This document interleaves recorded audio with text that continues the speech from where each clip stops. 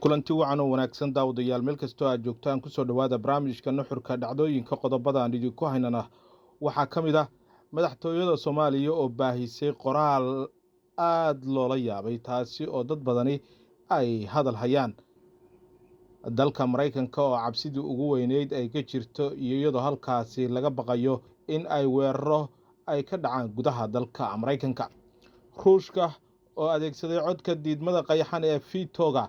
kadib markii qaraar ay soo diyaariyeen Mareykanka iyo Japan la horgeeyay golaha ammaanka ee qaramada midoobay qodobadaas iyo qodobo kale oo xiiso leh ayaa ku daawan doontaan barnaamijka nuxurka dhacdooyinka oo inta badan aad kala socotaan channelka nuxurka dhacdooyinka fadlan daawade haddii aad nagu cusub tahay oo aad ku cusub tahay barahayaga bulshada fadlan nagu soo bir sida Facebooka iyo waliba YouTube-ka oo inta badan aad ka helaysid warbixinaha iyo wararka markaasi aan soo dhigno aan ku bilownay madaxtooyada Soomaaliya ayaa baahisay qoraal oo madaxweyne Xasan Sheekh Maxamuud uga hadlayay xiriirka dowlad goboleedyada gaar ahaan dowlad goboleedka Puntland oo si gaar ah qoraalka loogu soo qaatay kaasi oo lagu muujinayay in dowladda federaalka Soomaaliya ay dadaal ku bixisay sidii loo hagaajin lahaa xiriirka ka dhaxeeya dowladda federaalka Soomaaliya iyo waliba dowlad goboleedyada qoraalka oo ahaa tallaabo aan horey loo arag loogana baran madaxtooyada iyo waliba dowladda federaalka ayaa u muuqda in ujeedada laga leeyahay ay tahay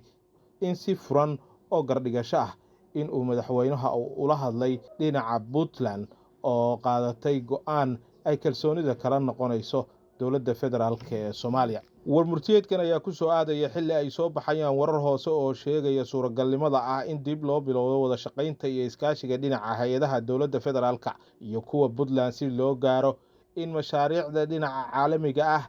ee ay bixiyaan hay'adaha deeq-bixiyaasha caalamka in laga fuliyo deegaanada Puntland iyo si loo dhammaystiro in meesha laga saaro khilaafka hareeyay xiriirka ka dhaxeeya Puntland iyo dowladda federaalka ee Soomaaliya hase ahaatee madaxweynaha jamhuuriyadda federaalka ee Soomaaliya ayaa ugu baaqay dowlad goboleedyada in aan la siyaasadeynin danaha qaranka loona baahan yahay xilligan in loo midoobo wax kasta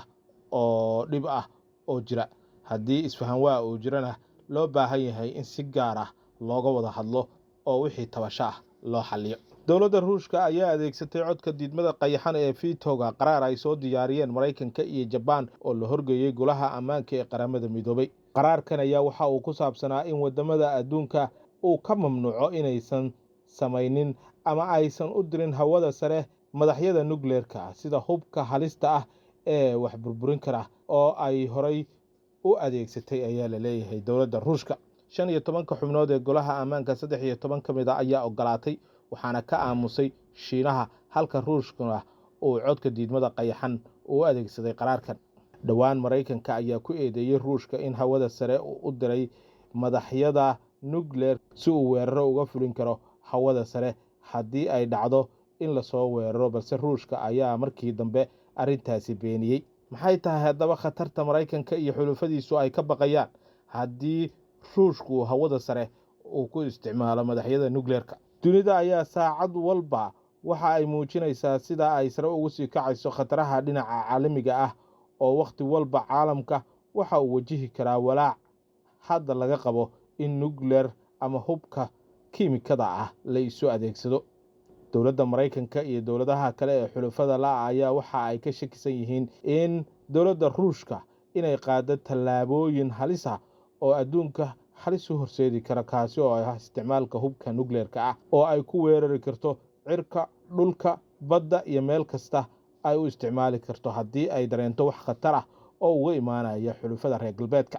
iyo waliba in ay burburin karto dayax gacmeedyada hawada sare maraya ee ay leeyihiin wadamada reer galbeedka agaasimaha dhinaca FBI-da Mareykanka ayaa waxa uu isaguna uu si cad u sheegay inuu jiro walaac kordhaya oo la xiriira suuragalnimada ah in weeraro argagixiso isku dubaridan inay ka dhici karaan gudaha dalka Mareykanka mar uu waraysi siinayay warbaahinta maxalliga ee dalka Mareykanka ayaa waxa uu ku tilmaamay in weerarkani uu la mid noqon karo weerarkii hore uga dhacay dalka Ruushka oo kale arrimaha kale uu ka hadlayna waxaa ka mid ah in Ruushka Shiinaha iyo Iiraan inay dadaal ay ku bixinayaan sidii ay u faragelin lahaayeen doorashada Mareykanka ee dhacaysa bisha November ee 2024 iyo sidii weeraro dhinaca internetka oo kale ay ugu adeegsan lahaayeen hab basaasnimo ah oo xogaha ay ku heli karaan. agaasimaha hay-adda FBI-da ayaa waxa uu sheegay haddii uu isku dayo Maraykanku inuu hor istaago Shiinaha marka uu go'aansado inuu weeraro